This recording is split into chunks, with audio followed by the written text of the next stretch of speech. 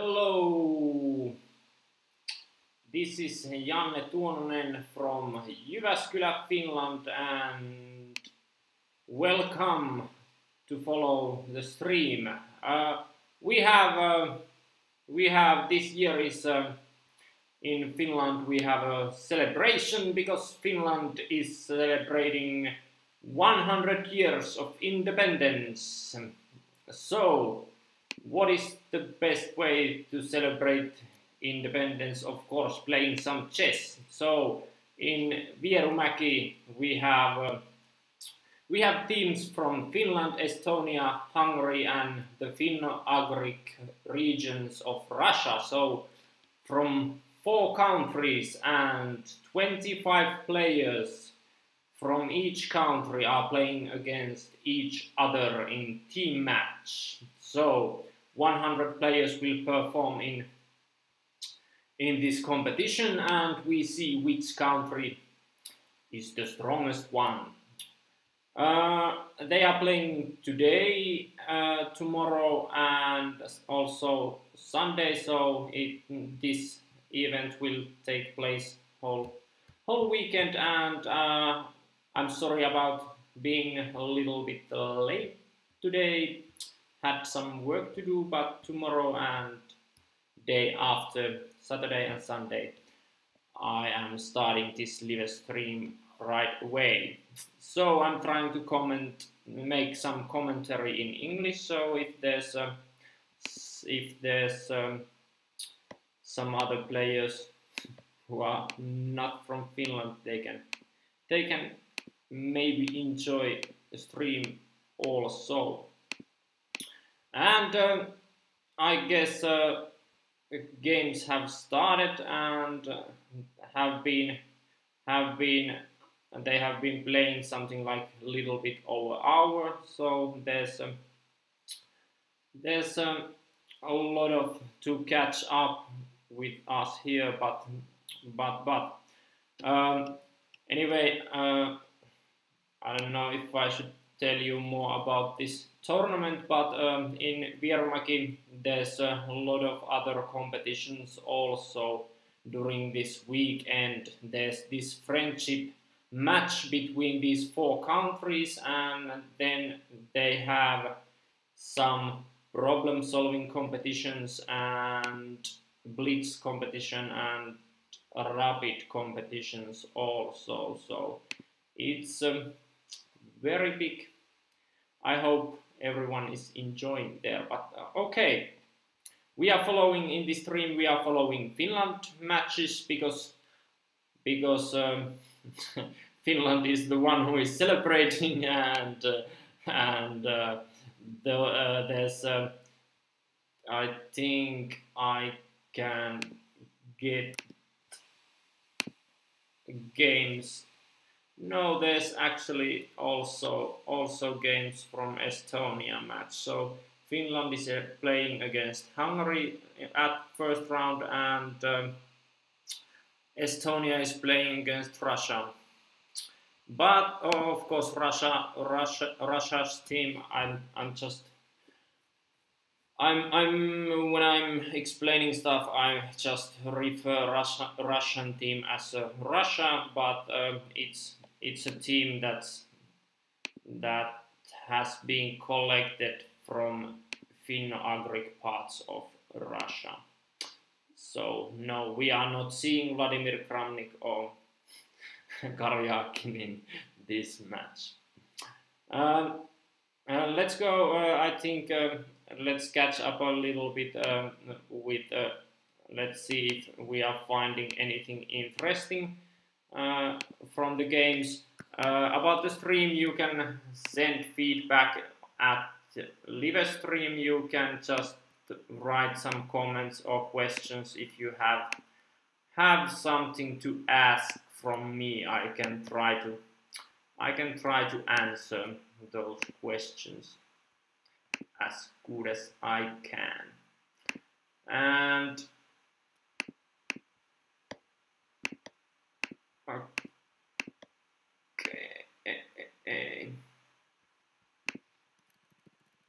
I'm trying to see if I have if I can search for the players. I know the Finnish players, but I have no idea about players from Hungary, so cannot tell too much about them to you. Well, we have a first table.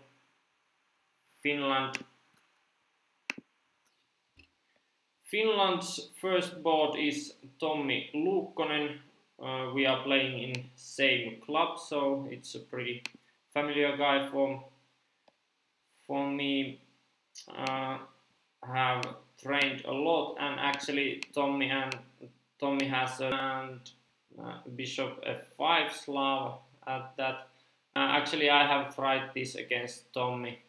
Against Tommi too, we have played some games, so for sure, very familiar position probably for both. And Tommi is pushing from the center position for black, but of course white is trying to prove here that that 3-2 again, 3-2 on queen side is a little bit plus for him, and he has also two bishops. White can try to make good use of those two bishops and get some kind of good play with two bishops and that 3-2 majority in queen side, but we are going to see how that goes. It's gonna take a while, I think. A lot of quiet moves and some maneuvers before anything great happens. Here we have very interesting kind of position. Finnish player, international master Vilka Sipilä is playing with black pieces, and Vilka is known as a kind of unique style. He tends to count pretty accurately, so he's tactically very strong player, and plays sometimes a little offbeat tracks. I think Vilka has probably opened about every move you can open your game, like h3, h4, g3, g4. I think there has been games almost with every single move, but here with white pieces. But of course he's playing black, and I think he has been playing pretty more solid openings lately. I've seen some normal Italian game, and let's see where comes Vilkas. Here comes Vilkas push. Okay, Vilka is well, I would like to say flipping a coin in king side and seeing what happens. Like Vilka is taking some space advantage and hopes to get some some play on king side, since white has some space advantage going on queen side, and since black is weakening his king's position, white is trying to open up the center. So black's king could have some troubles, but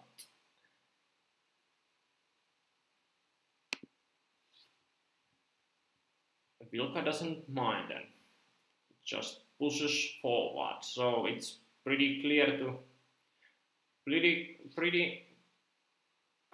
to be seen what's happening here. Black has taken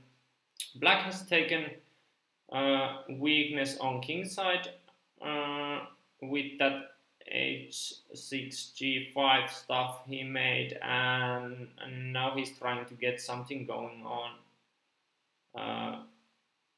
from king side, because if nothing happens on king side, if black doesn't get any pressure on f file or something like that, can easily be that black is just suffering with that weak king, and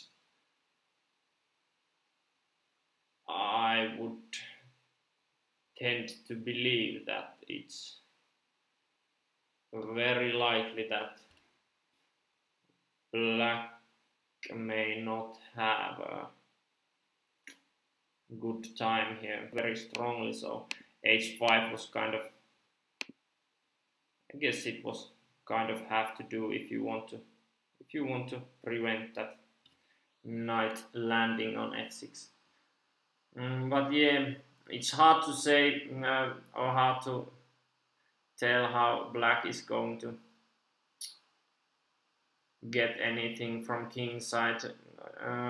There is some kind of plan to push g4 at some point, and then when knight moves you have some kind of artificial pressure to f2. I think it is pretty artificial because it's not like white is, I think white is very comfortably defending it with rook e2 or rook f1. So we are seeing how Vilka handles this, and if there is some kind of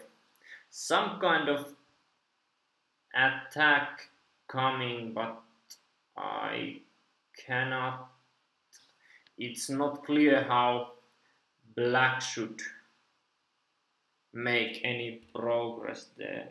White can basically, on the other hand, white can just kind of stall and see what black does, and if black doesn't do anything, I think white has a pretty good position, since black's kingside pawns are always weak, and there's half open c file also that white can use to give some pressure at c7. Okay, I think some part of liveaboards are not working, probably like here. Here Toivo Keinänen is playing against Grim, but the game is just stuck, I think.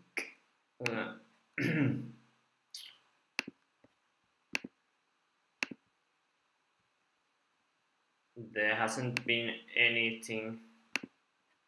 updates from this position, so same is with Feher and Kekki, and next game I would think that would work would be like a board game. Okay, c3 Sicilian. Going probably pretty much like the standard way. White is getting a good center.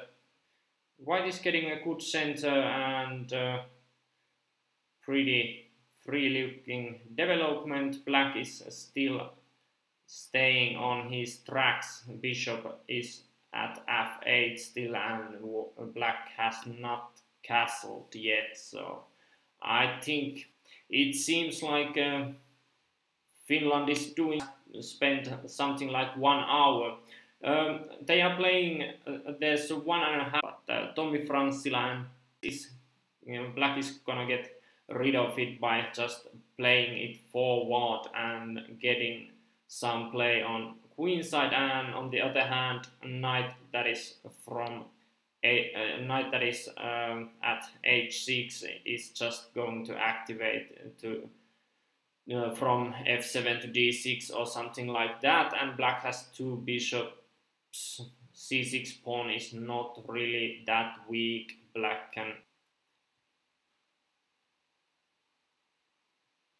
defend it very well, since white has no means to put pressure other than rook c1 and then some kind of queen threats, I think. But bishop at a3, it's never gonna never gonna put any kind of pressure to c6 pawn that is on white square, and also knight from f6 cannot never get any kind of good place at e5 because f6 pawn. So I think maybe Tom is probably very happy to draw this with white pieces, since I think it's very hard to make any kind of plans. It's not like white has a bad position or clearly worse, but it's very hard to make any kind of active plans against black's camp, and black on the other hand has a lot of things to do. Black has knight maneuvers via f7, like I already said, and also that queenside game. So if I would have been black, I would have just continued here and see what white is going to do, because I cannot see any concrete active plan for white other than just piling up some stuff on c5 or something like that. But as said, c6 is never going to be a problem for black. Okay, and we have a table number 9, Samuristaja against Peter, and I am not going to try to pronunciate that surname because I am 100% sure that's going to go not like it should be. But anyway, Samu against Peter, and I think we have a whoa. What am I going?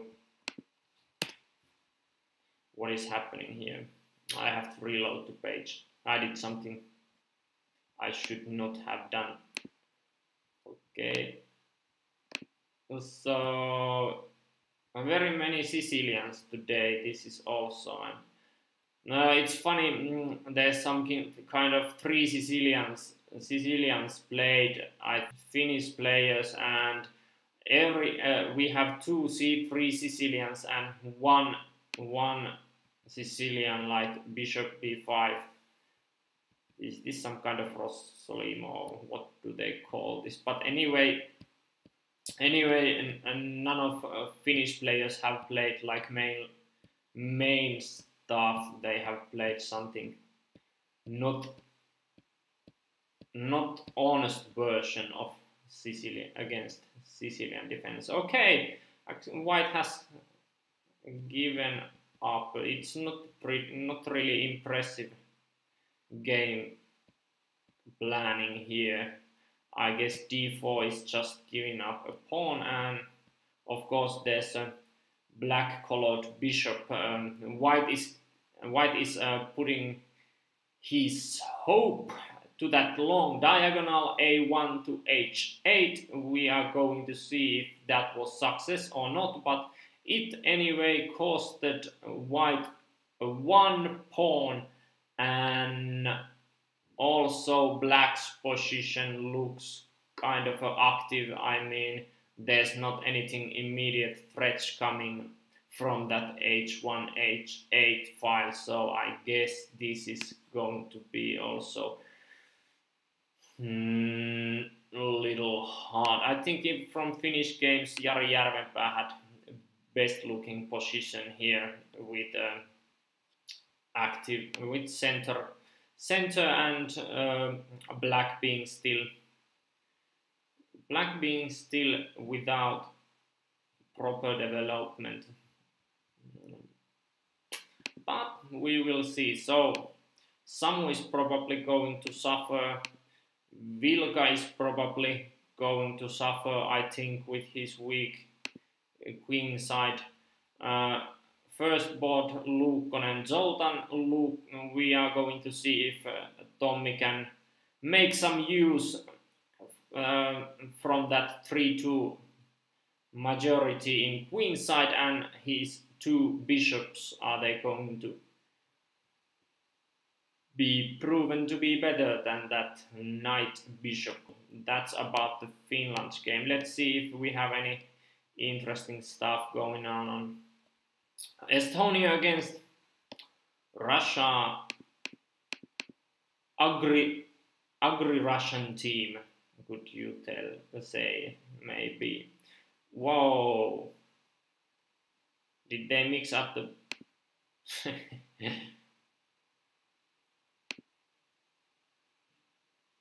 Okay, now it's... Yeah, now it's okay. I was like, do they have same position, because I clicked. Yeah, never mind. Okay, so Estonia, table number 2, Tarvo Seeman, very familiar, have played in Finland a lot, many times, and is still playing Finnish Championship League. Also, we have actually from Estonia team, there's a lot of familiar players to Finnish players. There's the first board is Kaido Kulauts, Grandmaster, and second board Tarvo Seeman, and third board Kalle Kiik, who has played a lot in Finland also, and is also playing Finnish Championship League still. I think Kalle is playing for Salo Chess Club, and Tarvo is playing for Chess Club Aatos, if I recall. But anyway, what has happened here is another Sicilian, and we are not going to get any honest Sicilians today, it seems, since this is not c3 Sicilian, this is not a bishop b5 Sicilian, this is e4 c4 Sicilian. But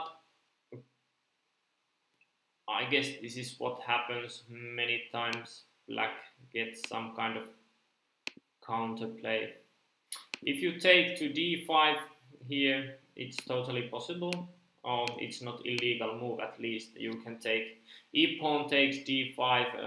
There's d5 and d3 pawns that are doubled, so isolated, so it's not very strong. And there's also a problem with e takes d5, knight b4. That is just going to probably at least nearly drop that. D5 pawn. White has knight c3, but white's resources are used to defend, trying to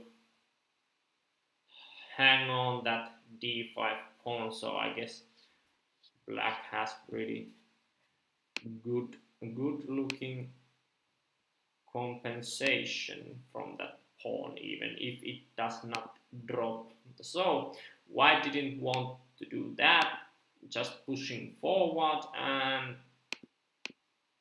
trying to get that pawn march going on king side. But this is little bit same kind of story that we had against Attila against Vilka at Finland against Hungary at board number 2. That was in front of the king, and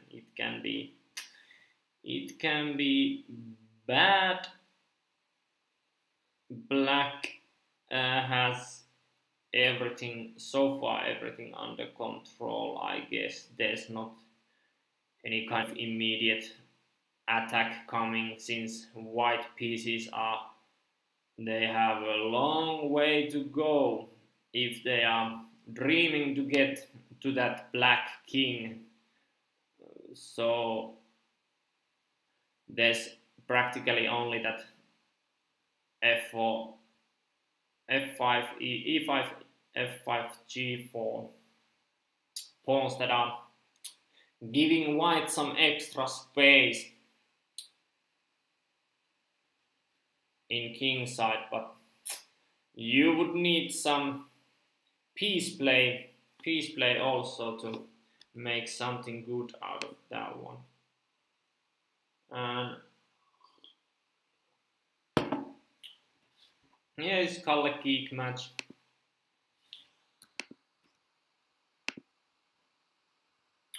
By the way, if there's some new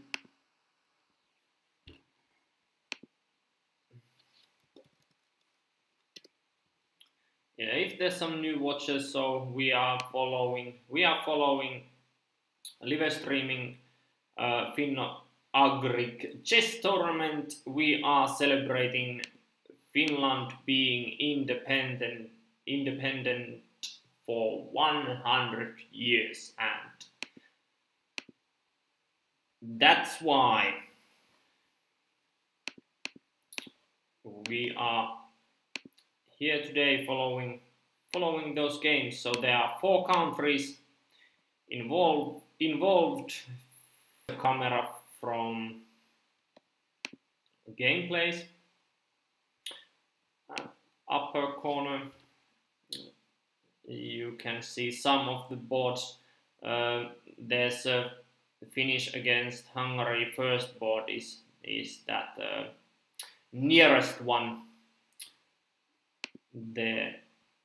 Yeah, but anyway, they are playing in this friendship match between these 4 countries. They are playing. Today is round 1, tomorrow round 2, and Sunday they are playing round 3. And round 2 tomorrow starts at 12:30. So we are going to follow that right after round 2 starts. Be welcome to join this stream.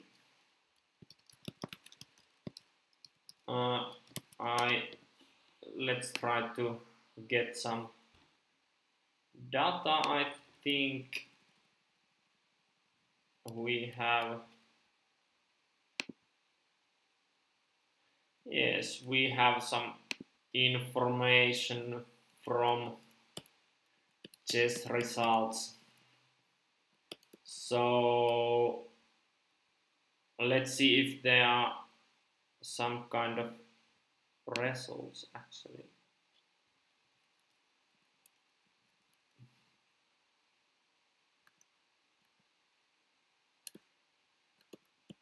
Okay, we don't.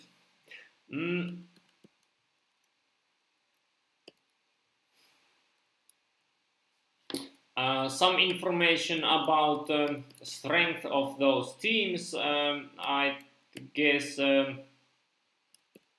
average rating is highest average rating is players from Hungary who are playing against Finland at first round, then Finland and Russian Finno-Ugric Russian team, they are pretty much even. Estonian team, they have a strongest players like at the boards number first board, second board, and third board, but they have a few players that they don't have rating at all, so that's why their average is a little lower. So you really cannot say that. I think it's pretty balanced match between these 4 countries. Let's see how it goes after day ends. But so far there was no results. What can I say is that against Finland and Hungary, first board Luukkonen against Zoltan, it's about equal matchup with both having something like little under 2,400 elo points, and then there's actually it's pretty tight. In Finland there's 12 players that have over 2,200 rating, and in Hungary team it's exactly same. 12 players from both teams are something between 2,200 and 2,400. So it's a really close match up, and I think that rest of games, all 25 boards, there's nothing like many hundreds of elo points difference. It's very equal. Just a moment.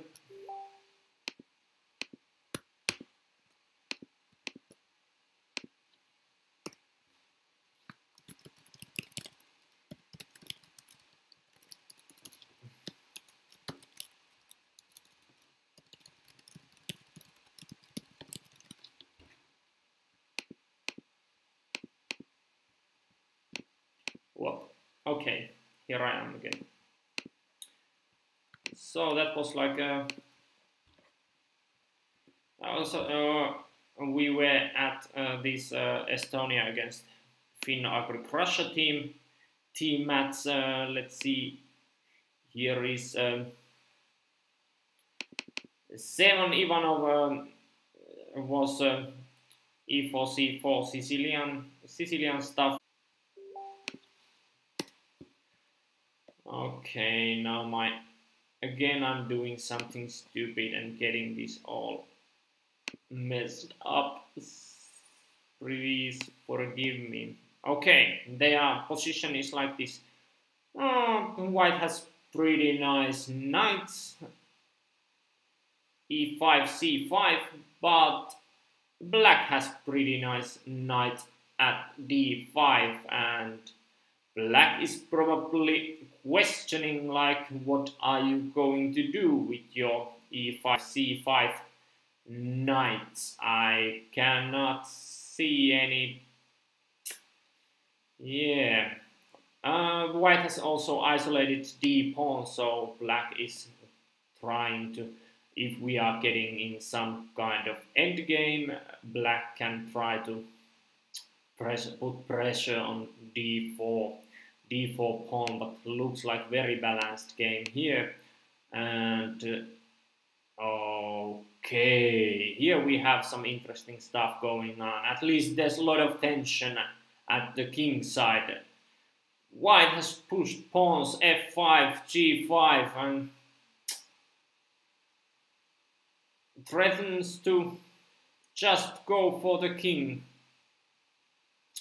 Eino Vaher against Alexandra Makarenko.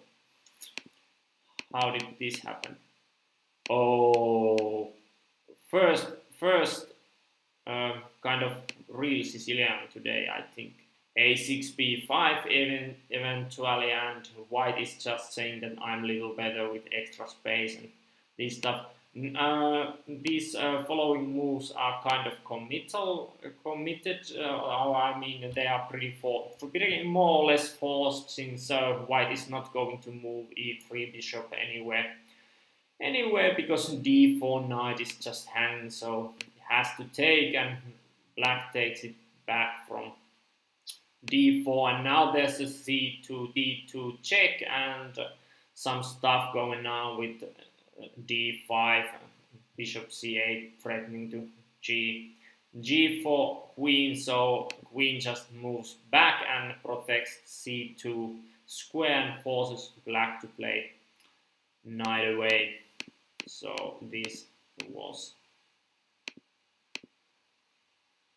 all what kind of had to be done, and black is making a is committing himself a little bit, giving white structural weakness on c file, so there's a doubled isolated pawns, c4 and c3. Black is hoping to get to the end game, so he can put some pressure and just pick up, collect those 2 pawns, but there's a lot to play before that, since black bishop on g7 is normally a very good defensive piece, and without it there can be some weakness on dark squares in king side around the king. So that's why we are seeing this pawn pushing that happened in the game. Also black has some there's still bishop at c8 that black has to develop somehow. Most natural way, yes, b6 and maybe b6, bishop a6, and put pressure on c4 pawn. That's very standard. You are going to pressure those doubled pawns on c file and hoping that you are not getting mated. At least there's not mate coming right now, but very nice. I think good study-like game. I think black is making decision like, all right, I changed my important bishop just to get you doubled pawns in c file, and then I just say that I'm winning all the end games. Since you have so weakened pawn structure, and white is saying, heck, you are not going to getting an equal endgame, equal material endgame. I'm just going to crush you somewhere, and that somewhere is on king side. But let's see how it goes. Will white's game, is it enough on king side, or are those weaknesses just pushing white to doom? Black has gotten, if black doesn't get mated or anything under some fierce attack, if white doesn't get anything at queen side, you can just see how bad the situation is with pawns. You have e4 pawn that is bishop b7 is just pressuring it, and you have c4, c3 pawns, isolated double pawns, and they are weak also. And it's not beautiful if nothing some kind of active plan. I think one plan that this is actually a little bit interesting. Maybe I can just copy this position there. I have this analyze table. Just if I could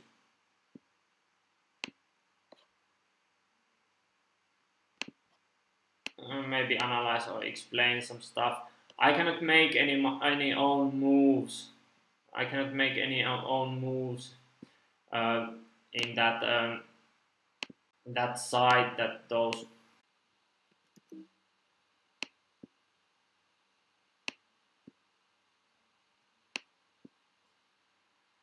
Six, queen, 2, queen, a5, and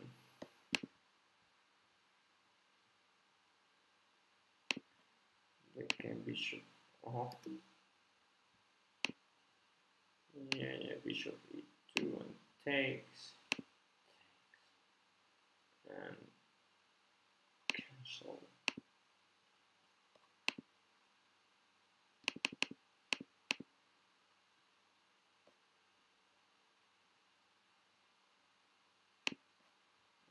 Rook b1.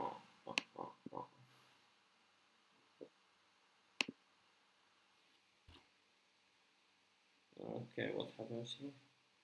What happened here was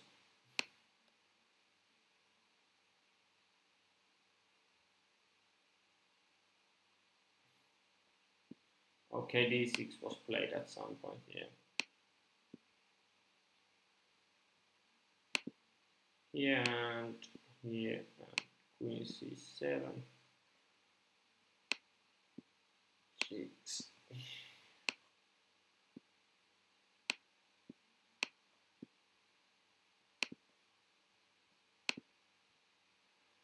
Sorry, it's bit slow to operate this, but I think I get probably better system tomorrow. If I could get BGN files from the games, it would be a little bit easier.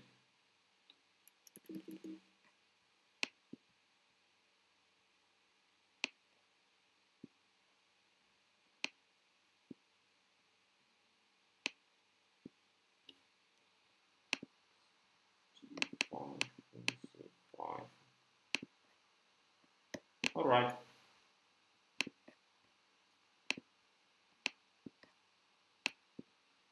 We have the position on board. Yes, here we are. Yeah, so what was my point is that after bishop out, come on, just move it. Yep, now. Yeah, white can try. Okay, if white doesn't do anything, it's gonna go into position that these pawns are just going to be weak. There's a lot of structural weakenings in white's pawn structure, but if white could make something like this, I make some stupid moves now, but something like this and queen d4, you could try to hit that f6 pawn, pressure that f6 pawn, and try to make black to exchange on d4, and if some exchange happens here, you can fix the pawn structure. But of course, there's always problem with e4 pawn, so it's not going to be that easy to accomplish anything like this. But maybe the 5 logical way. Maybe there is some way. I don't know. Haven't looked that much in depth in this position, so there can be, of course, white is trying to play active, so that white's attack, white is going to try to prove that his attack and pawn pushes were not in vain, and black is not getting into that dream situation where black is playing endgame, where black is just playing endgame with all those white pawn weaknesses. So white needs a seriously very good moves here to continue his attack on king side. There are of course some sort of tactics always, that you are just taking this one and trying to drop that f7 pawn, or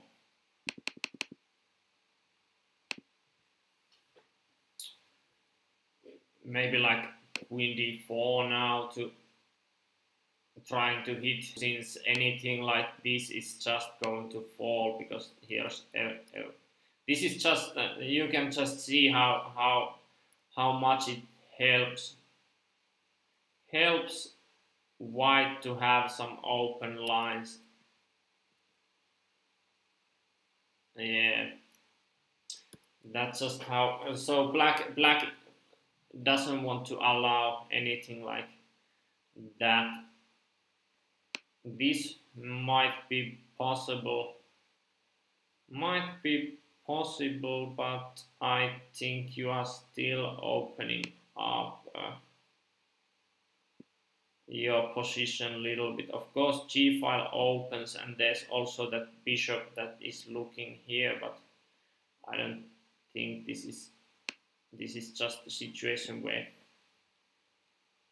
There's not that good captures. A little bit of a tactical battle here, I think, and we are just going to see which side stays stronger, but I think black doesn't want to go anything like this, that he opens up the queen side position, even if there's nothing straightforward. And it's also a little bit, maybe a little bit hard if we are black and we want to like remove all pressure from king side, then it can be a little bit tricky. How are you going to move all that pressure without destroying your position? Like, or are you maybe one way would, what would I think would just be just attack that c4 pawn and go through on queen side, like if white is okay, let's just make some move like here. Oh no, not that one, because it drops the e4 pawn, but something like this. And now if something like that happens, just pressure that c pawn and try to get white pieces just to protect that c pawn. White pieces cannot be added on king side after they are just, if they have to just protect.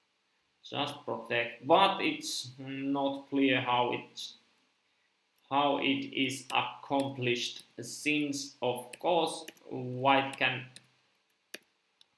play some plans like these two to just keep that rook there, maybe push even more pawns against and try to open lines even more against white black king. I was also thinking about something like e5, so that leaving the d6 square, but trying to somehow prevent that diagonal being anything and connecting queen to inside. But I think that this one is also just making it easily can be that any pawn push or something like that it can be easily the white is just opening up the position, and when it opens up, white has two bishops and there can be some real threats against black's king. So yeah, very interesting to see how black is going to solve these problems. How is he going to get kind of situation what he wants to, and very fun to see if white makes some resources full play and can get his way through on king side. But I think it's a pretty nice battle. Both have their own trump cards. Like black has those structural white has structural weaknesses that black hopes to use in the end, and white has two bishops and is trying to gain something on king side so that he is not suffering in the endgame.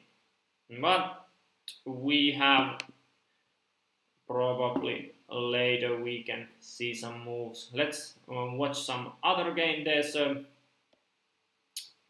Besnosikov Vladimir against Kaimar is our next game.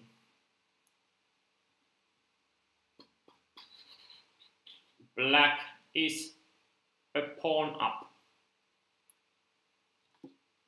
White has a bishop, and those black squares look like they are weak, but really just rook d8 on black path, threatening rook d1 check and just giving hard time to white's queen. I don't know if after rook d8 white just has to play back rook back to rook e1, and really white is just pawn up. Black is just pawn up with very active pieces.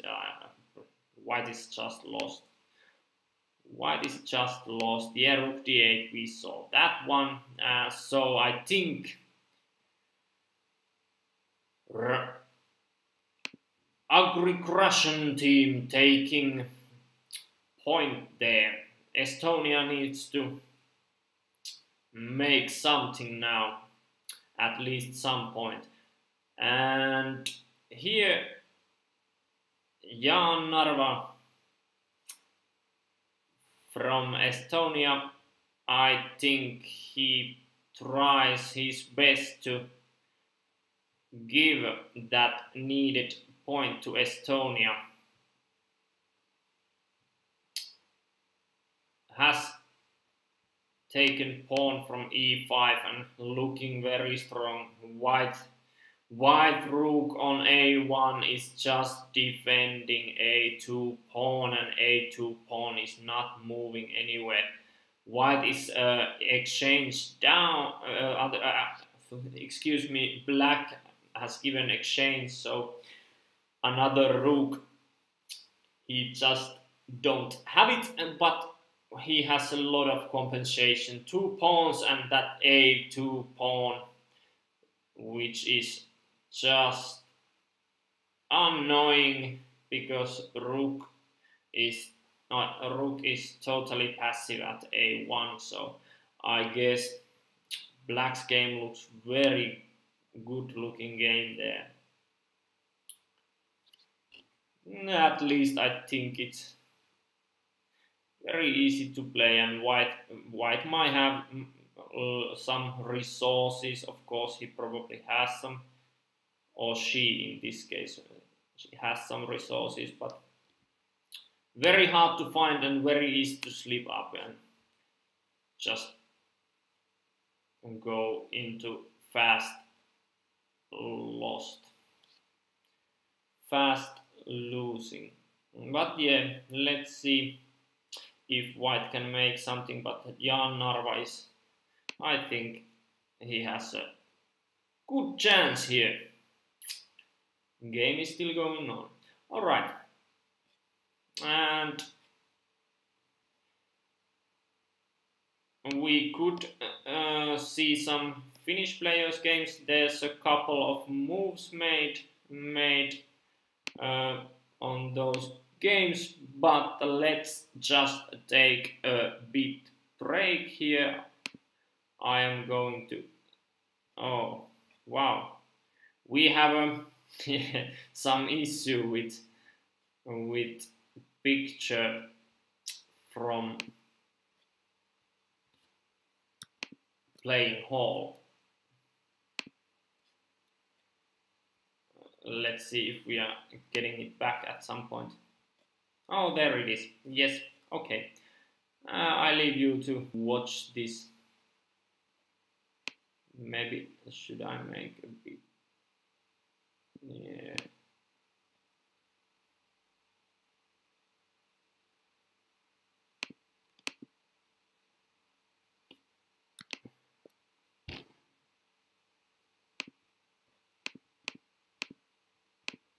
Okay, I hope that picture from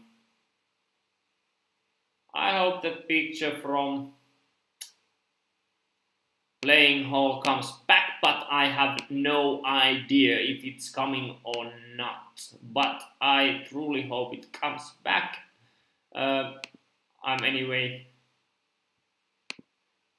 going to hide myself, and we are being back in something like 10 or 15 minutes. See you.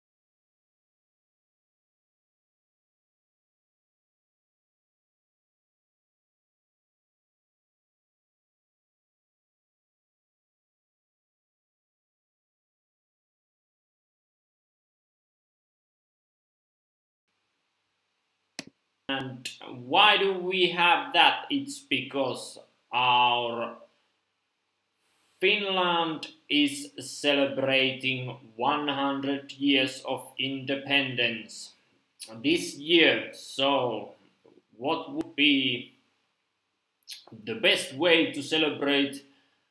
Of course, it's playing chess. So we have a friendship match between 4 nations, and we have Finland, then we have a Russian team that is collected from agri regions of Russia, and then we have Hungary team and a team from Estonia, Hungary, Finland, and Finno-Ugric regions of Russia. So Finno-Ugric Russia, and every team has 25 players. So total of 100 players will perform. That's a nice number, since we are also, as I said, we are celebrating 100 years of Finnish independence. And they are playing in Vierumäki, and there is a lot of other things going on too in Vierumäki, like rapid blitz and problem solving competitions. So if you are still home and possible near Vierumäki, start your car and drive there immediately, because there is good things happening and very good competitions in the spirit of brotherhood. And let's see where we got. We are following a few games, or games that I try to follow, games that look like the most interesting ones, and let's see how the games go. We had Finland playing against Hungary, and let's catch up with that one first. First board, it was a battle of two guys, a little bit under 2,400 rating. White player is Tommi Luukkonen from Finland, and black is Zoltan Hainal. Okay, I'm not going. This is these names are just a little bit hard for me to say, pronunciate, but okay. Game was going. I just catch up fast. So, pretty quiet opening, I would say. White player Tom is known for his imaginative and games with a lot of sacrifices and very dynamic style, but this was a little more quiet one, and Tommi had a bishop b and 3-2 majority in queenside, and I was wondering if Tommi proves for that majority and 2 bishops to be good, or is black going to get something going on with his bishop and knight. Okay, Tommi just went forward with queenside pawns, but I guess some kind of preparation was needed, like rook c1 and some centralization of pieces. Rook on f1 is so far totally not being used, and after bishop f4 trying to pin that knight, it just went. Bishop just had to move, and black got everything under control with knight coming to d4 or it changing like this, and after these moves white just had to drop a pawn. So bye bye queenside majority, I think you could say. Queen g8 gives a little bit chance for queen takes g6 because there is a bishop on b3 and f pawn cannot take. By idea of queen b7 check, king has to move, and then queen takes b3, which is threatening, like if you are taking a takes b3, then queen can be taken from g6. So it looks like king g8 is dropping a pawn, but that is not really the case. Black player has 5 minutes time, so there's no extra times here in Vierumäki. There's a 30-second increment, but players are not getting any extra time after 40 moves or so. So black situation is a little bit tricky with that 5 minutes in clock, since he's soon to be playing only with increment. So maybe that works for Tommy, who is playing white and has to defend this position with one pawn down. So this game, it really did not go as white planned it. That queenside majority is actually just gone, and now black has that just majority in kingside and it's extra majority. So black is doing okay here. Let's see if Tommy survives here. There is nothing happening immediately, but the situation is very bad for Tommy. Not very bad, but bad, because he's pawn down, white is pawn down, and on the other hand, black has a little bit problems with time control. See, since he has only 5 minutes, Tommy has 45 minutes thinking time. So if someone is going to be in time trouble, it probably is black. And I was a little skeptical about Sipilä's game with those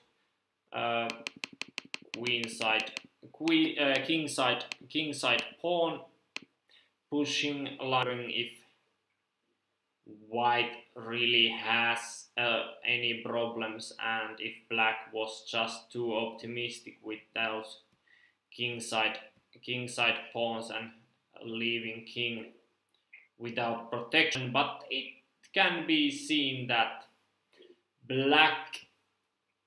black's two rooks came pretty nicely on king side, so it doesn't look that scary anymore. And meanwhile, white didn't really get anything super going on queen side or anywhere else. So, and Vilka on the other hand is pushed pressure towards center, trying to open up position also with two bishops. That is denied somewhat by rook f3. Of course, you could take here to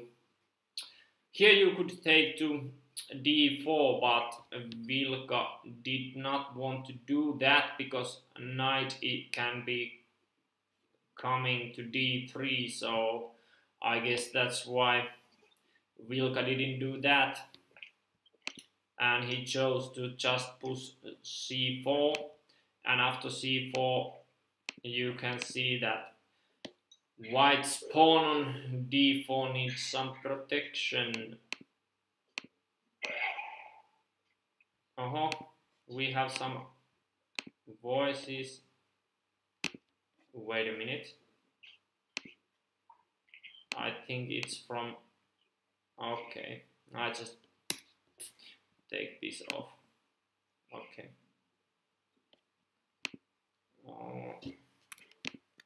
Sorry for a moment. I just hear some extra noise, or there's some extra noise. There was some extra noise in stream, but now it's gone, muted. Okay. And yeah, after c4, black enjoys actually pretty large space advantage, and white doesn't have. Yeah, black has Vilka has managed to get something out of that. So maybe I was a little too skeptical about Vilka's chances. Vilka has proven, at least here, that everything was under control, maybe. White knights don't have any good squares. If you have knights, you really want to get them somewhere, like on d6, c5 or something like that. But you have to just, if you have knights, you have to be sure, or at least it's good if you are sure that you have something to put those knights, but some good plays, some good squares, but really there's none.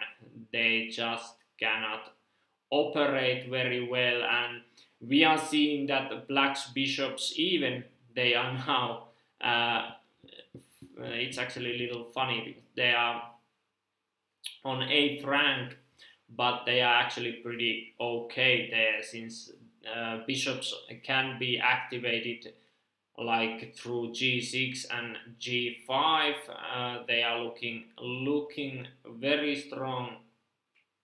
And for example, bishop e8 to g6 to d3, there's some kind of square for bishop to hang on. So yeah, it's very promising position for black. Yeah, now it looks like black can just make some play, maybe just get pieces to better positions, and it looks like it's totally fine. What should white have done here? I don't know really, but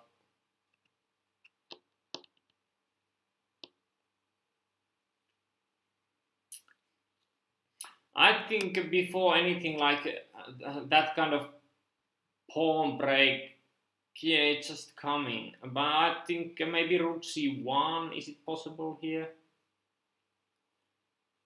To get some kind of, trying to get some kind of pressure on c file, and maybe I was hoping something like maybe b5 after that. Rook c1, but I guess it's not really that easy. Maybe also here I think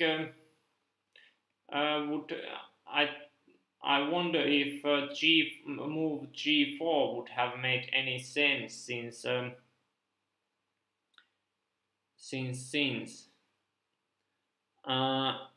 if you are just going to take the g pawn, knight is going to activate to f6, so that's not possible. And if you are playing it to h4, at least black cannot push g4, h3, g5 would be a little bit under pressure, pressured, but I think the most point would be that black is not going to get that g4 push any day. I think now it just looks that black is the one who is pushing, but okay. there's that c4 pawn that white has to be careful in some endings that it doesn't just run, but and I don't know if that king side play. Well, yes, but it's still black still have some active looking play on king side, even though white can defend. But I'm not going to say anything about this game since I was already wrong once. Not really, but yeah. Black's chances are good. Bishop is coming to d3 and there's open lines against white pawns.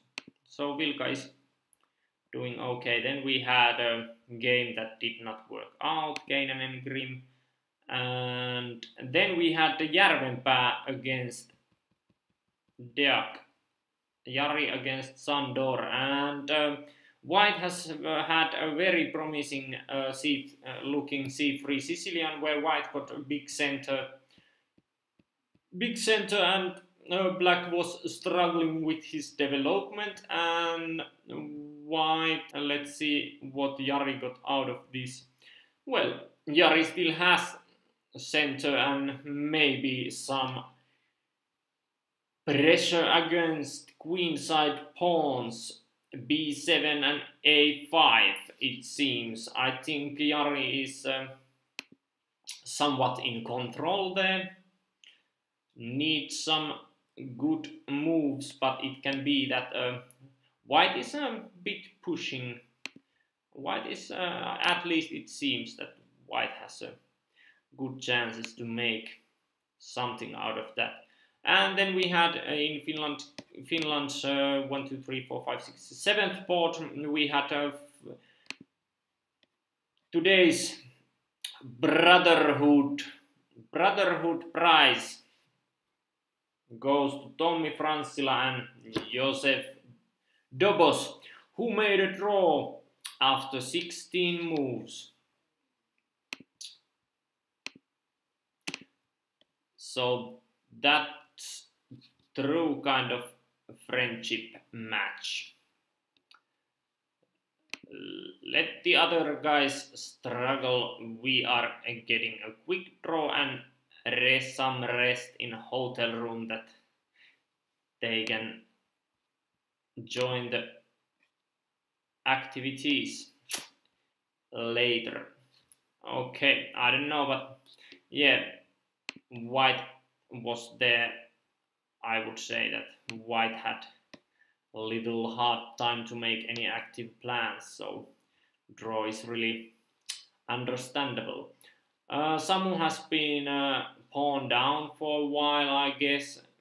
Sacrificed a pawn that for that, I guess, for that a1 h8 diagonal for that, but game just saw trade of rooks on open file, and after that situation is not changing. Samu is playing pawn down with white pieces. So this match, at least as far as we can see here, we cannot see all the games because all the games are not live board games, and the live board has some problems, I guess. There's at least it shows here that there's supposed to be 9 games that we can watch, but it appears that only 1, 2, 3, 4, only 5 games are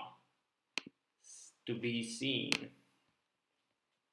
But yeah, Tommi has a pawn down ending, Samu has pawn down ending, and Vilka has, those were 2 games that were bad for Finland and good for Hungary.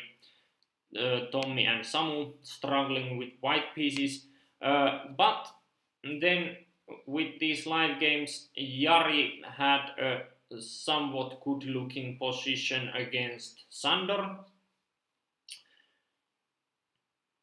and Vilka had very promising looking position now.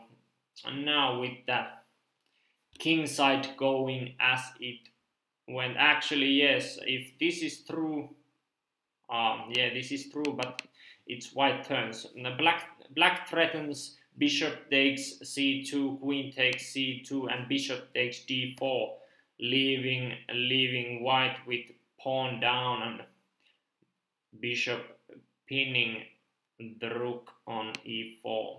So there's some serious threats.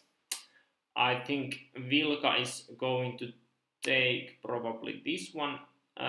Zoltan Tom is still a little bit open, and I think Samu and Peter, this is still also a little bit open. It's always, if queens are traded, there are two opposite color bishops, so it can easily slip to a draw even if black has a, or even if black is pawn up, but queens on board, it's a little harder to defend, I guess, or it should be, but of course black king can find himself getting checked too many times also, so there is reasonable chances for draw for Samu here, I think, but we will see. Anyway, Samu is struggling with white pieces to get a draw as well as Tommy. Against there was also Estonia against Finnish Ugric, Finno-Ugric Russia team. Estonia against Finno-Ugric Russia, and we have a first result. There's no early draws here, just crushing early victories when Vladimir Besnosikov takes a point away from Kaimar Pusep.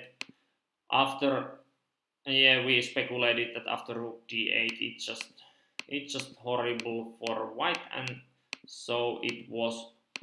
Black is pawn up, that pawn on b4 is total extra, and white has no counterplay for that pawn, and it's kaput. So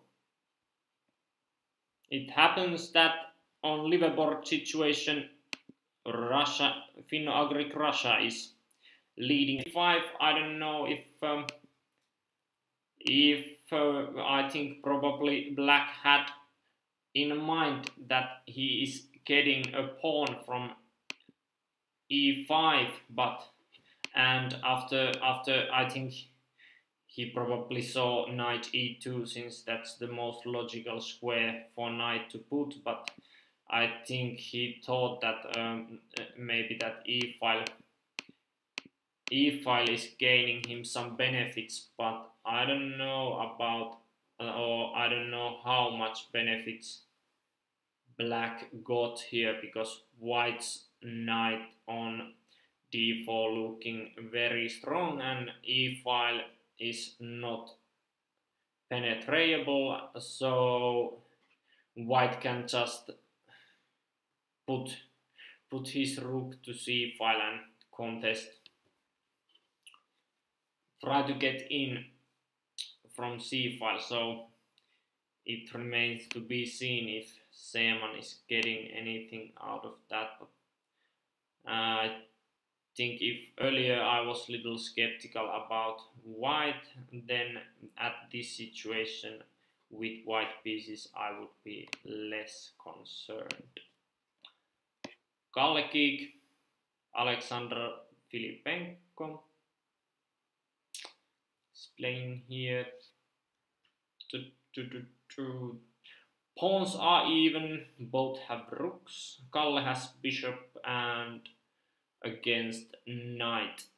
So we are trying to solve here which is better to have. Is it knight or is it bishop. But knight has, in this position, black has in some cases a pawn that is isolated like this could be weakness, but white's black square bishop cannot really make any kind of pressure to e6, so e6 is not really that weak, and d5 knight is pretty good.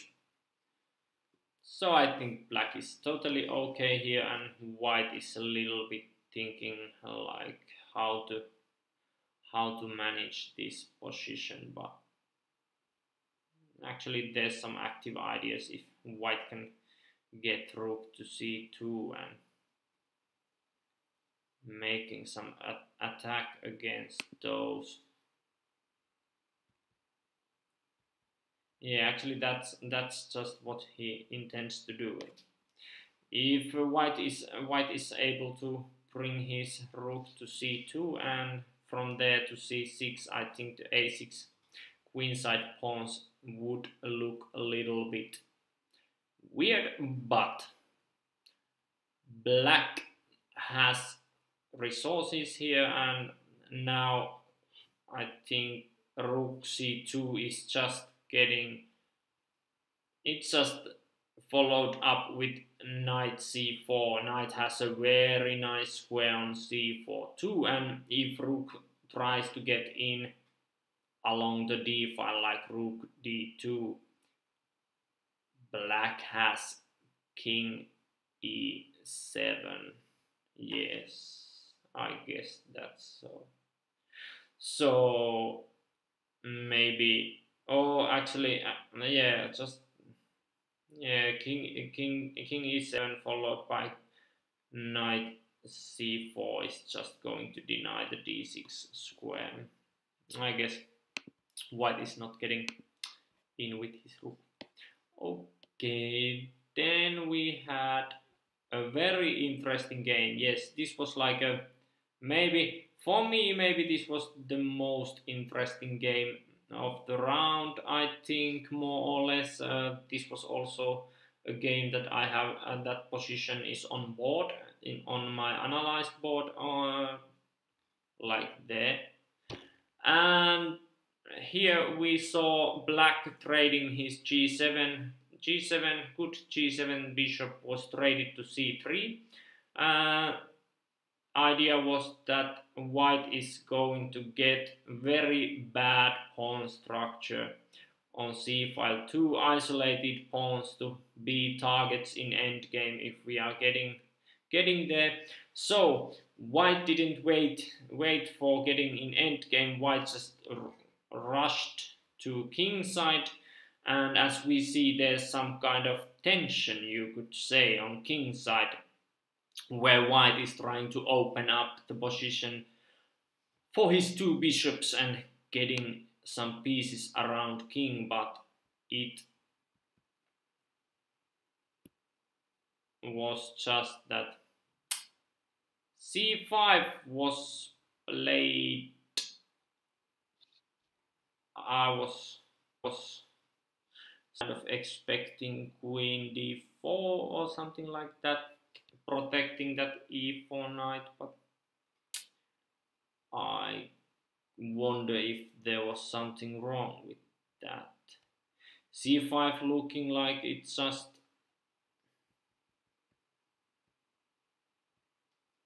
and why can't you take to c5, I wonder too. It's just extra pawn, isn't it?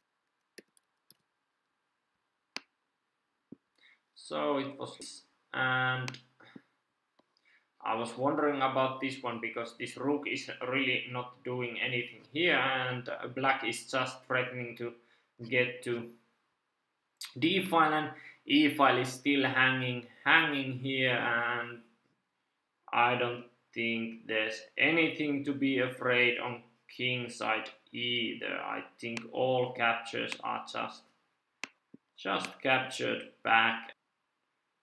I can, there's a bishop c4. Alright, now I see there's some point in this, yes.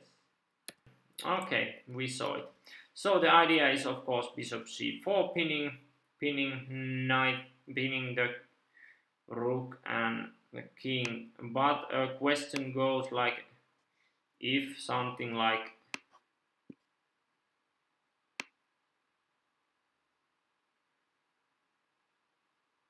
I would like to sack, but I don't know if it's any good.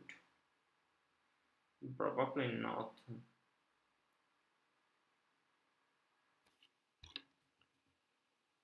Probably not. Okay, my idea was something like this.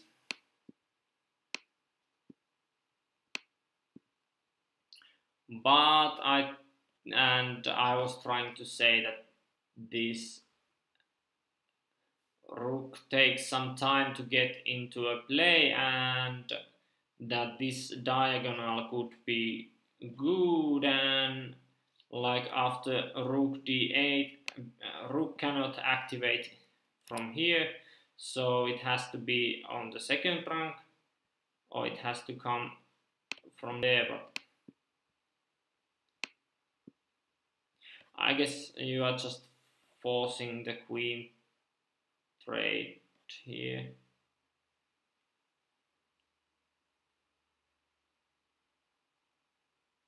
I don't know if you can play like this. Well, yeah, but anyway, that's a position where black has sacrificed something, and it's may not be ideal. So that's the reason why black did not want to take to c5 in that thread of bishop c4. I think it's very natural to start calculating those possible sacrifices, because it just looks like pawns are looking like pawns are dropping, and that you could get something out of that, but maybe it's totally unnecessary. So after bishop taking e4, we don't have bishop c. We don't have bishop c4 because it can be at least answered with d5. That never happened. What I also guess that it can also be that this is just much better than my any kind of sacrificing idea, since you are just taking open lines in king side right now. So let's see if white had some plan how he makes a good use of those.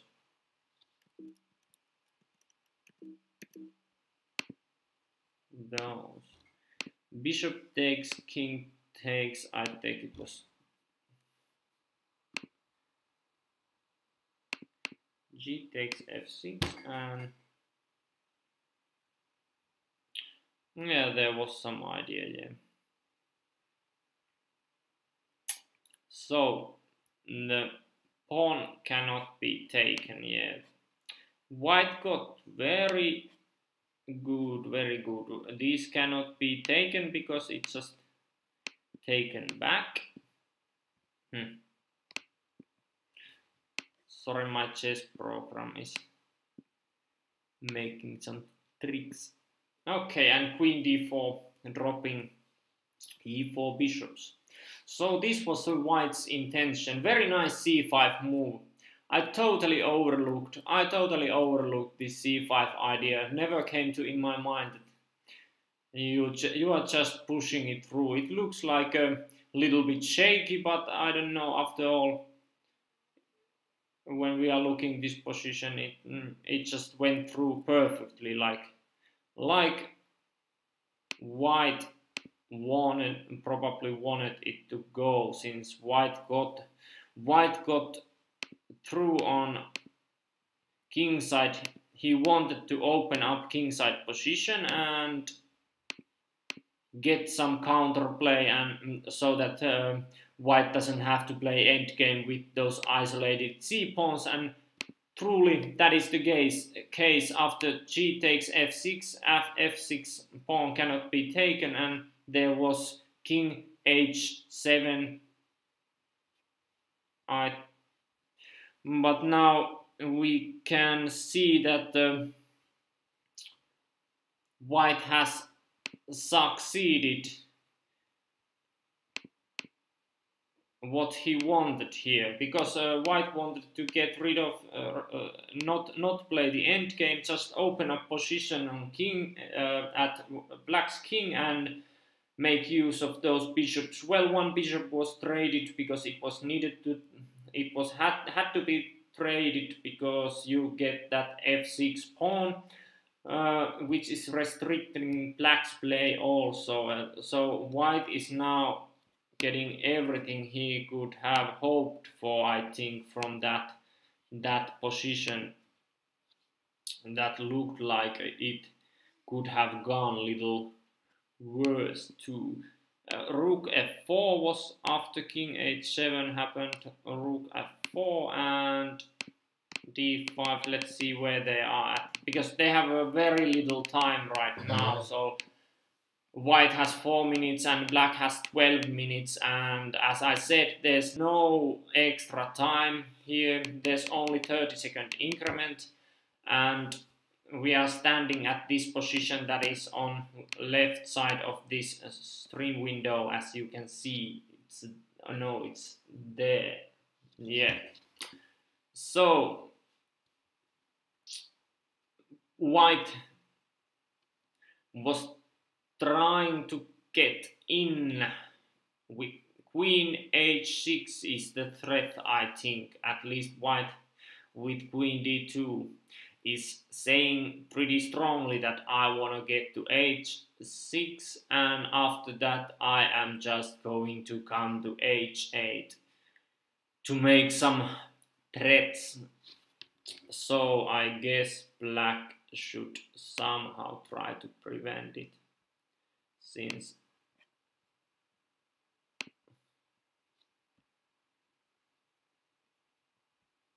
it's actually, I think,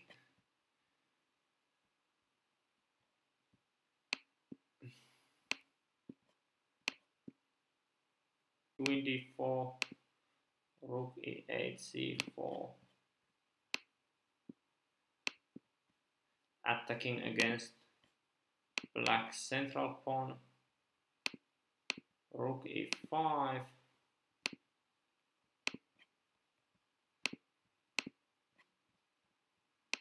and now queen d2. Okay, so there is still a queen h6, there's still a rook h7 that denies white's opportunity to get to h8 square. So white tried to make things a little bit harder for black and throwing some pressure against d5 pawn, and if d5 pawn is taken, bishop in e4 have a little harder time to get. That's a good square now, because bishop on e4 cannot be taken because d5 pawn is protecting it, but c4 is challenging also that e4 bishop spot. But it's very looking like double-edged position, like there's some kind of plans with white, that white comes in like after that queen h6 stuff, and then on the other hand, white's king is, you cannot say that white's king is safe, since there's if black can could get to g file, there could be some horrible stuff happening with white's king, because there's that e4 bishop also, which is restricting white's denying h1 square, and also providing g2 square after g file check, but it's not going to get summoned there immediately anything. Yeah, but very like both kings are not so secure. Anyway, at least what we can say is that white doesn't have to play endgame with doubled c pawns. He got some play, or she got some play, because it's Alexandra. Probably should say she. But white got anyway some play there. Let's see how far this will go.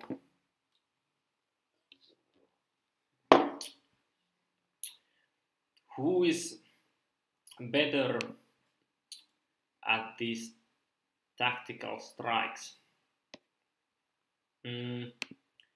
It's a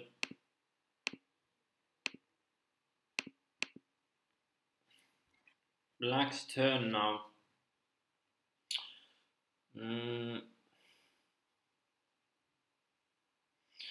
How could you get in? Can you get in? I want really to get somewhere like on that g5. What about just rook takes f6? That f6 pawn is nasty one, since f6 pawn, he's again one pawn up, so that f6 pawn looks like takeable, and if f6 pawn is takeable, then opening also f file, white's king is really looking little bit awkward there, at least when black's king still has a g6 pawn defending, and after queen h6. But very interesting, rook takes f6 has played, and yes, I think if white doesn't have anything, now you need a very good move. If you are white, there's also a little bit question about after rook takes, if can you just take with a pawn, and if you can take with the pawn, my idea was I'm getting one check here, but it's nothing, bishop is not playing, so denying opportunity. Yes, it's not really. Yeah, this was totally fantasy variation, I guess.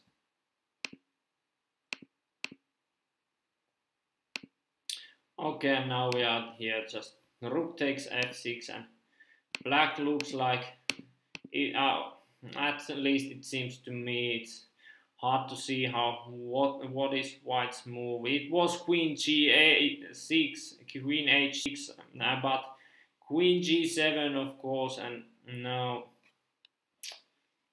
white has little, you know that white position, it's like you have shot with shotgun, and your pieces just got everywhere around on the board. There's a rook on b5, there's a bishop on e2, and there's two kind of playing pieces on h5, but they are just not getting the job done with just two pieces there. So it's white is struggling and probably losing there, and if that's the case, Finnish-Ugric Russian team is taking 2-0 lead on leaderboards. Kaido Kulaut's first board has ended in draw. Position is on oops. Okay, there's no moves, but there's the result, and it's a friendly one. Let's see, actually I check if I can see from chess results if we have some other results too. Yes, we have. Okay, so the situation is like wait a second. Finno-Ugric Russian team has taken 1, 2, 3, 4, 5, 6, 7 wins out of 25 so far, and Estonia has 4 wins, so 7-4 is Current situation is like a Finnish-Ugric Russian team is leading Estonia 7-4. So Estonia really needs 3 points to draw. 3 points to, or not to draw, but to make it equal game after that. And there's 12 games. Half of games have ended and Russia leads 7-4 so far. Finland and Hungary, it was looking at elo points, it looked like a very even match up. About every board was kind of equal with rating points, and so are the results. So far Finland has taken 4-3 lead, and Vilka Sipilä on board 2 made his kingside crush. Kingside pawn storm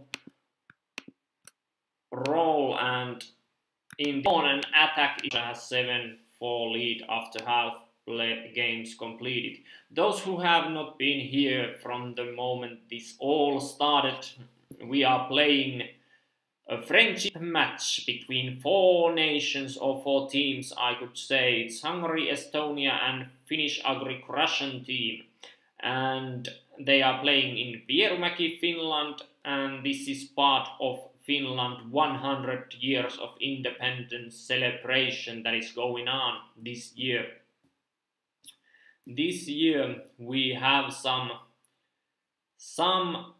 events that are made, different kind of events that are made to celebrate that 100 years independence, and this chess tournament is one of those. Something like 12 matches going on, and this point Finland 1 point lead over Hungary, and Russia has comfortable 3 point lead over Estonian team.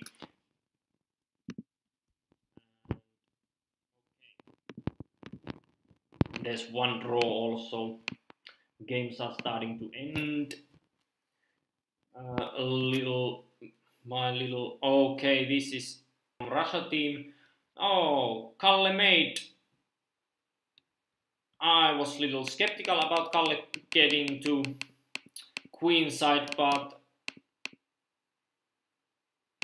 this is why I am not international master and Kalle Geek is. So Kalle made his way to queenside and grabbed pawn from a6 and played a lot in Finland and taught us a lot too. So very familiar player to Finnish players. Kalle had also, I have to tell a little story maybe here. Kalle had also three principles that were like, it was like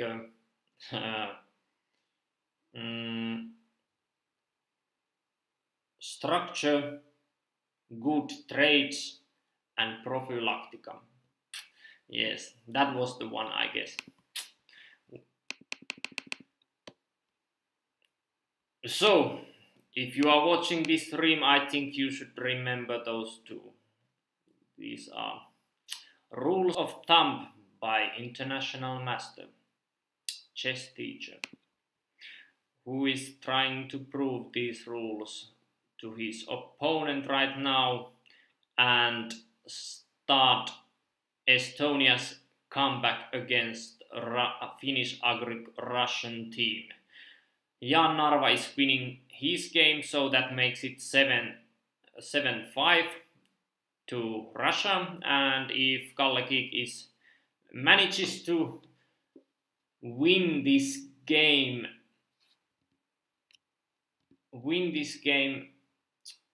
it's 7-6, so it's a 1-goal game.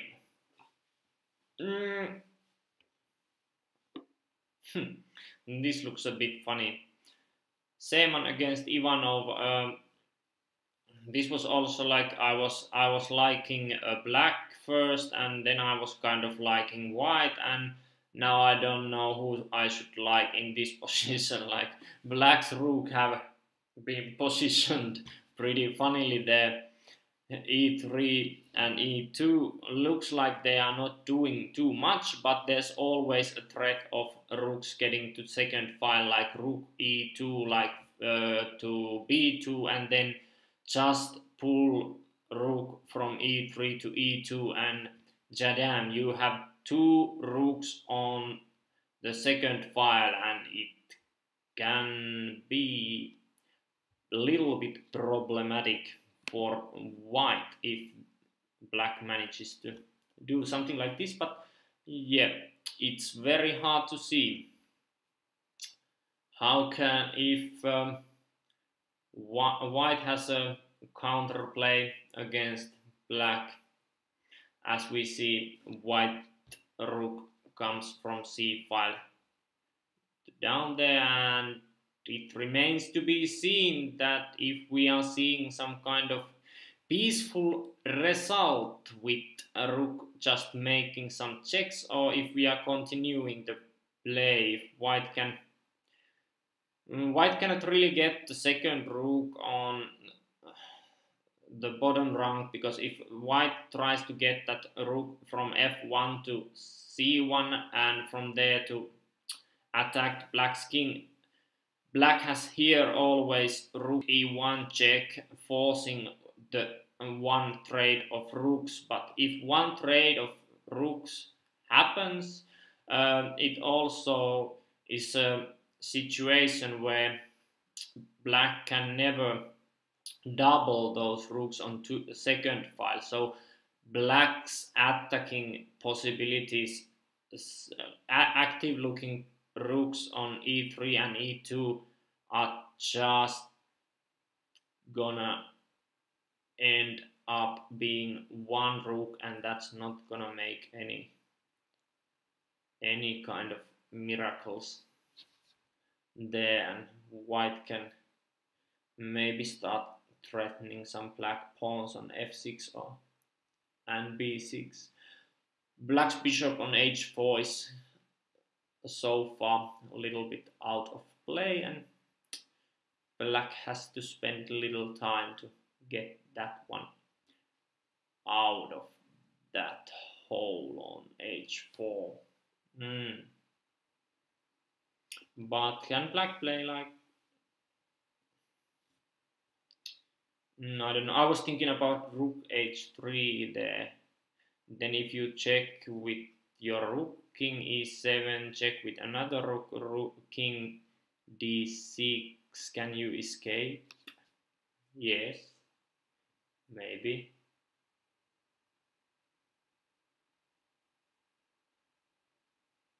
Oh, but then there's, yeah, okay, this would be funny position to show. Oh my. So if it's like if black tries to play rook h3 to threaten to take take here, I guess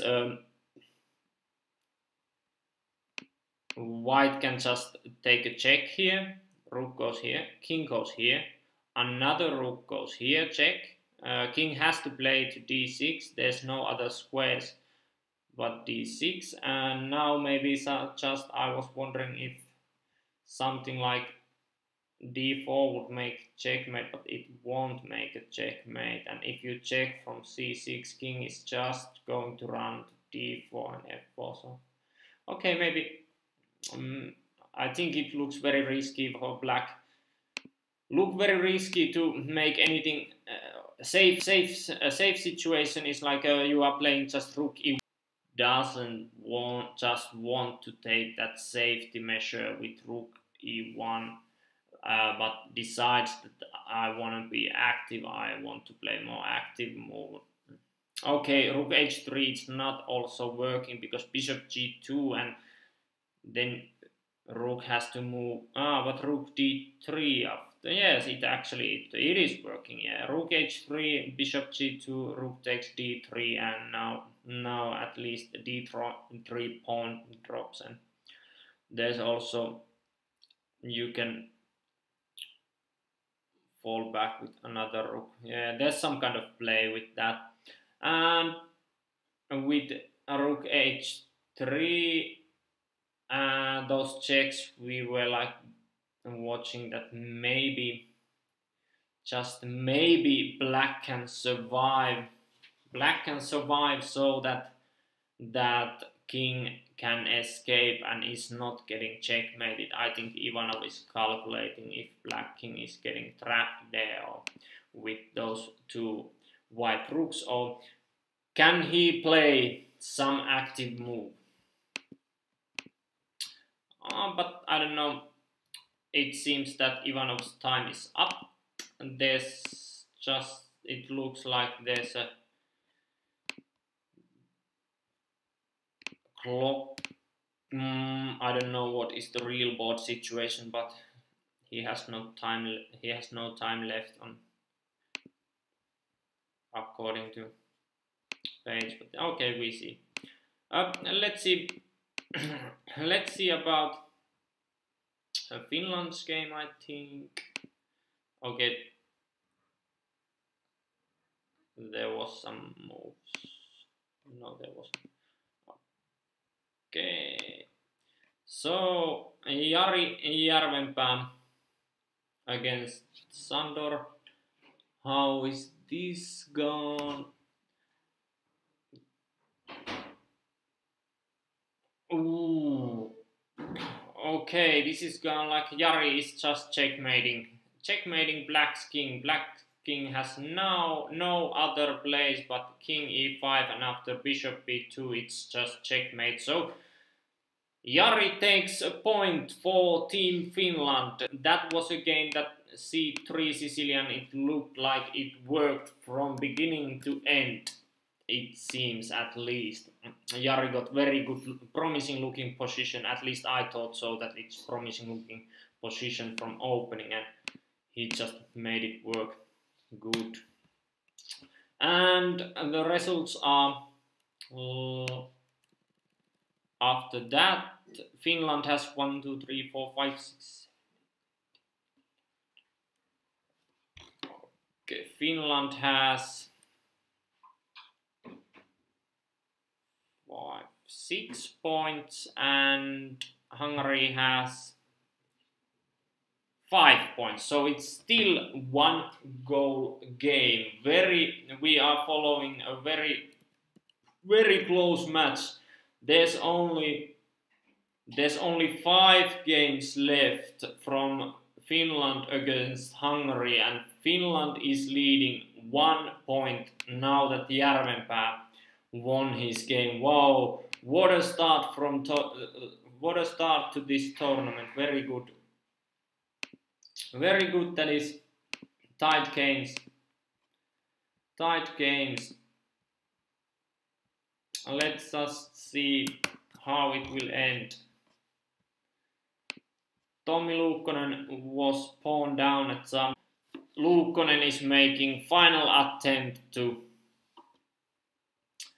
attack Black's king, and how is this going to work?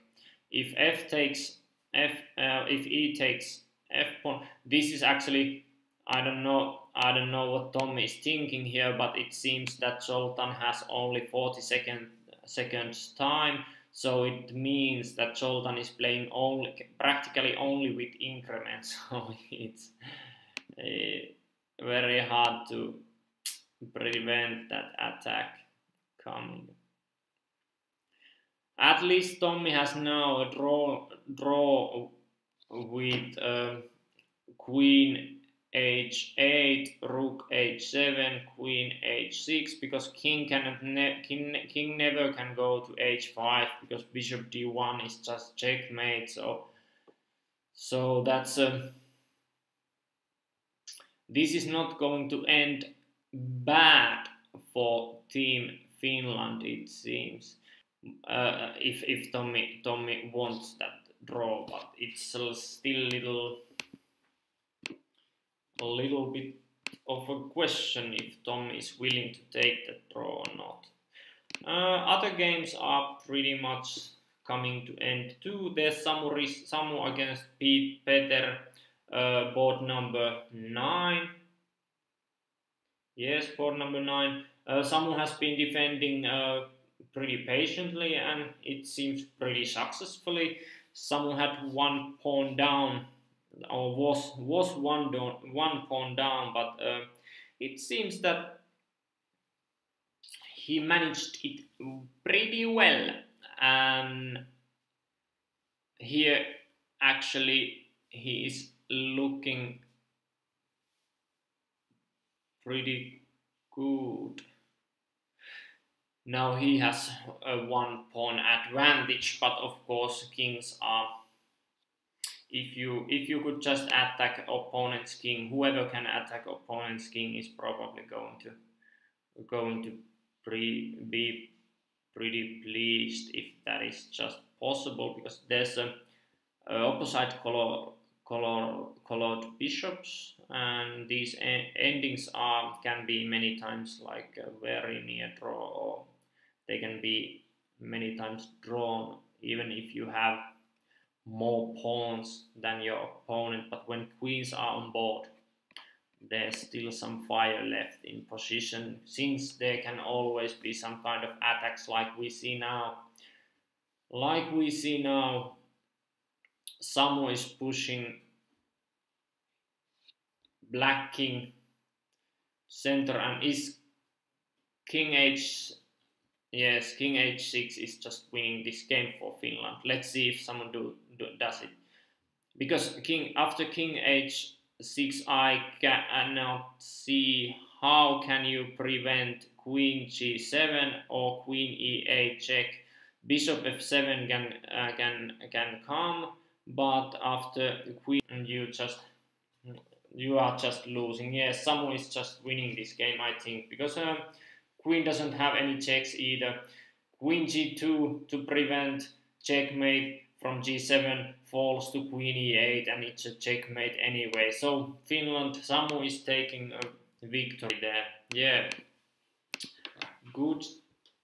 I could say good job Finland, but try to be not too supportive as I'm commentator, but I have to root Finland a little bit. Anyways, yes, so let's see if we got some more results here. Maybe we do.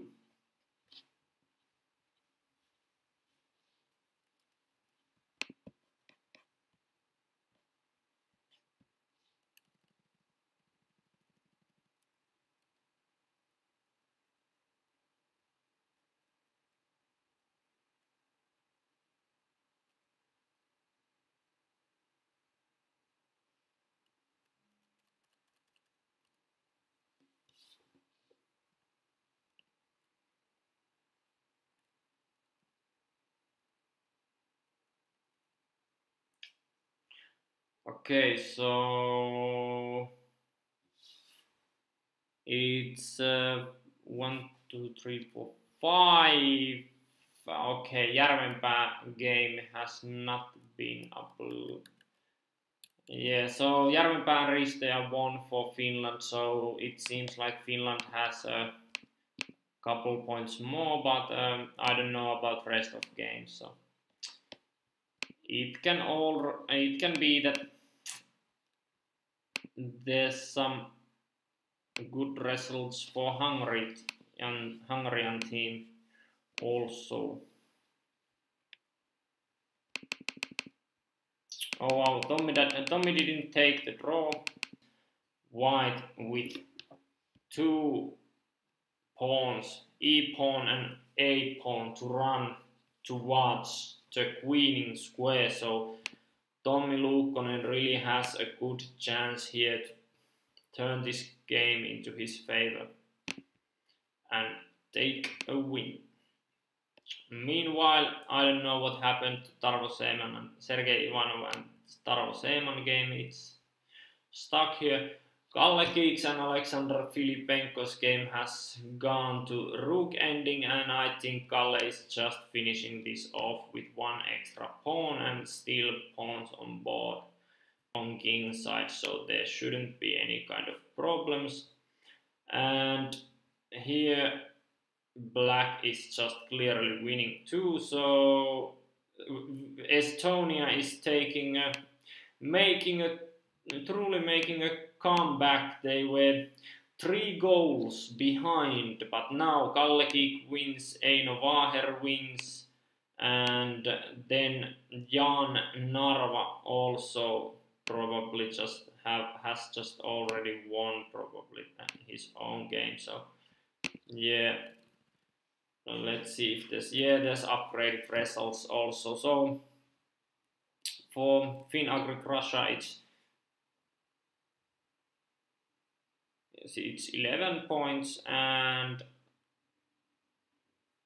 it's 8 points for Estonia. So okay, so I guess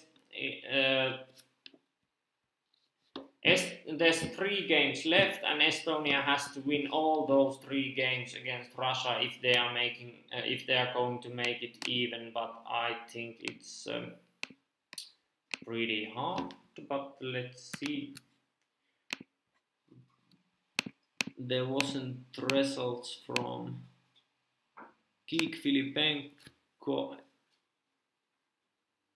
This Vaher game was already okay. It's reasonable because Estonia has two about sure wins. So it really comes down to last game. It really comes down to last game also in Finno-Ugric Russia against Estonia. Very close match up, and so is Finland Hungary too.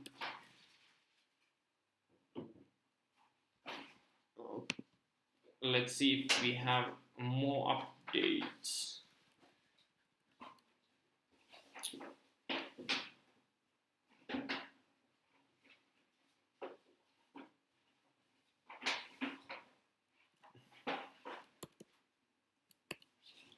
Okay, Finland has Finland against Hungary. It's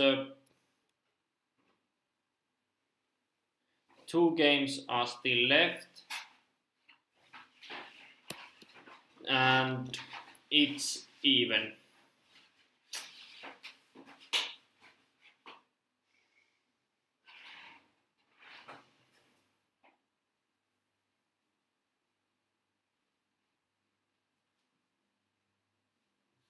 No, Finland is actually leading 1 point. Yeah, okay. So it looks pretty good for Finland, I guess, because Tommy is just playing for win, and there's only one game also left, so should be okay that Finland's game. And Estonia has 11.5 points, 1 game still going on against Russia, who has 12.5 games. So there's a last game that decides the destiny of these nations. Not really that dramatic, but anyway, at this match it's that dramatic, because if Estonia wins that game, the match will be drawn, and if it's like any other result, Finno-Ugric Russia is taking victory. 9th board is still playing, and I think on Finland's side we are going to still play pretty much for a while, since Luukkonen is definitely trying to win this game, and Luukkonen has made yeah, I guess you could say some progress on advancing his A pawn, but he still struggles a little bit, because now even though he has E and A pawns to push. Pawn on E6 is blockaded by bishop, and A pawn is taken care by black's rook, and it seems that white king has to help the A pawn, but the G pawn can then advance because there's no blocking piece for white. So it's, I guess black still has some hopes to draw that, but white can just play rook a8 and maybe a6 and then just bring king again. He can try to bring king to help that a pawn, and if he ever gets into situation where the a pawn is protected by king, rook can just prevent G pawn from advancing from G8. So yeah, but there's a counter game, G5. With these pawns blockaded like this, it really can be so that Tom is not getting his hoped results here, and the game will be just drawn. But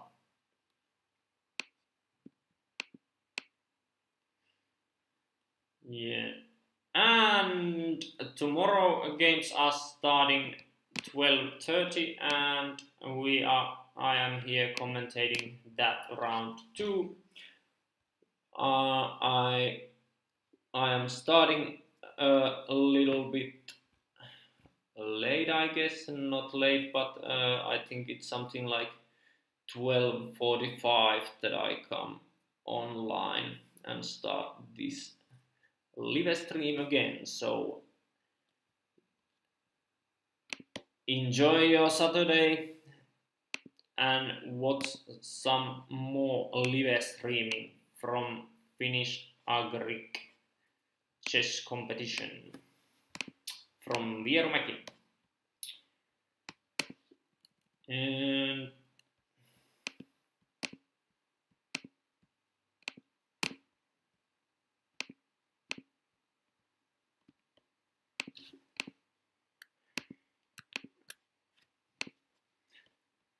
okay, now we can just watch how Luukkonen is going.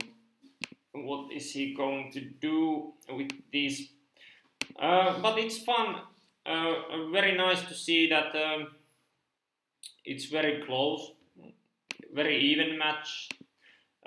This is even match, and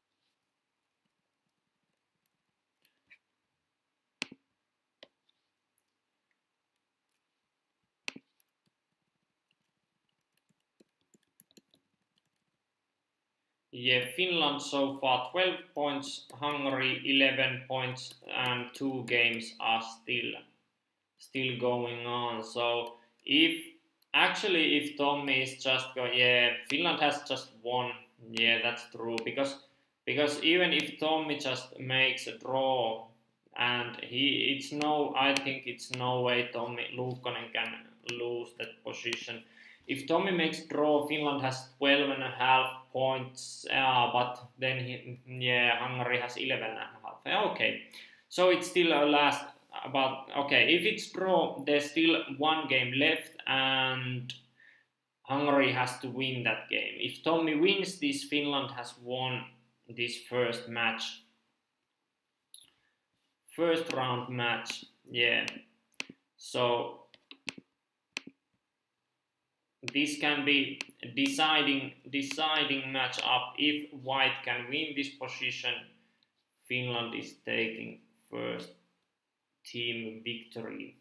Teams have 25 players, so, and there's increment without any kind of added time after 40 moves or so. So there's only increment they are playing about right now. They don't have that much time left on clock. The starting time was 1 hour and a half for both players.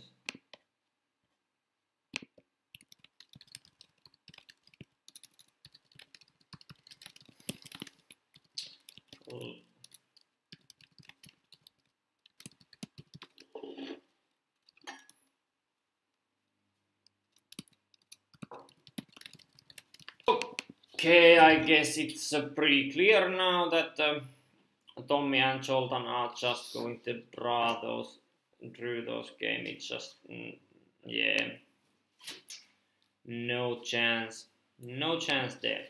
So we are in a situation where all games on liverboards have come to conclusion. We still have 1 games going on with both games, Finland against Hungary and Finnish-Ugric Russian against Estonia. 1 game is still going on both games. Of course, there's 2 games actually in Finland's game, but Luukkonen game is just first board game looks like it's a draw. But we cannot see that. So Hungary, if Hungary or Estonian player manages to win the games will be drawn, but otherwise it's just lost. So I'm stopping my stream here and we will be back tomorrow. So stay tuned for our next episode at 12:45 tomorrow. Have a nice Friday evening or night. Bye bye.